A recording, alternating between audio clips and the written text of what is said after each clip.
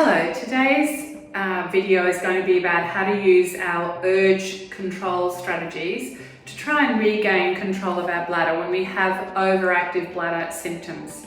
Now, the overactive bladder is when we get symptoms of urgency, urinary frequency, urinary urge incontinence. So we have sneaky wheeze that come away when we're trying to approach the toilet or we hear running water.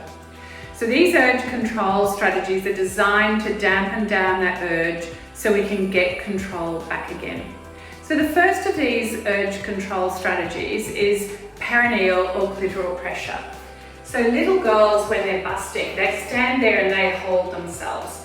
Now when you're looking at them, what you think they're doing is physically or manually holding themselves down at the urethra, the clitoris and the perineal region.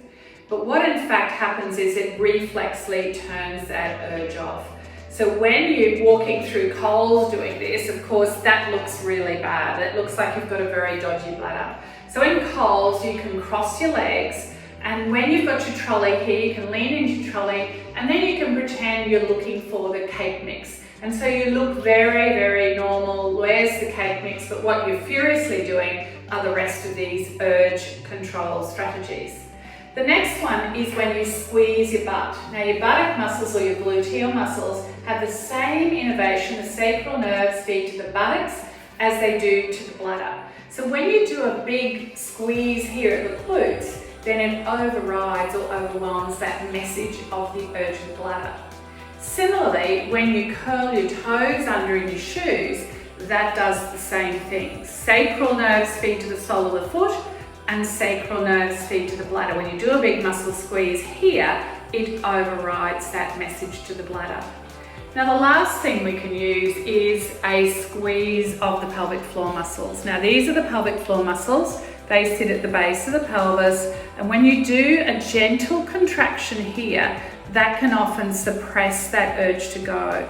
But sometimes if you squeeze your pelvic floor and you've got an urgent need to go, it might make your bladder urgency worse. So sometimes we do find it helpful, sometimes we don't. Similarly, if you pull in at the low tummy, then that can sometimes help with your control, or it can make your bladder urgency worse. So relaxing your belly, doing some belly breathing will also help suppress that urge to go. So what we're aiming for is 350 to 500 mils with your capacity of the bladder. If you're doing your bladder diary and you've got 100, 120, 150, 180, we know we've got to build up that bladder capacity. And so we use our urge control strategies that we just learned to try and suppress the urge and build it up to that bigger one of maybe 200, 210. Gradually over time, you're pacing yourself, trying to get that exposure to bigger volumes, and remove your irritants such as caffeine, and sometimes soft drinks have got sneaky caffeine in there, sometimes juices have got caffeine added, sometimes actual Panadol has got some caffeine added which you don't even know. You're taking it for a headache and it might be making your bladder worse. So use the urge control strategies, take away your irritants, build up that bladder capacity, check all the time with some spot measures using your SpeciPan so that you can actually do an improvement with the bladder volumes. Thank you.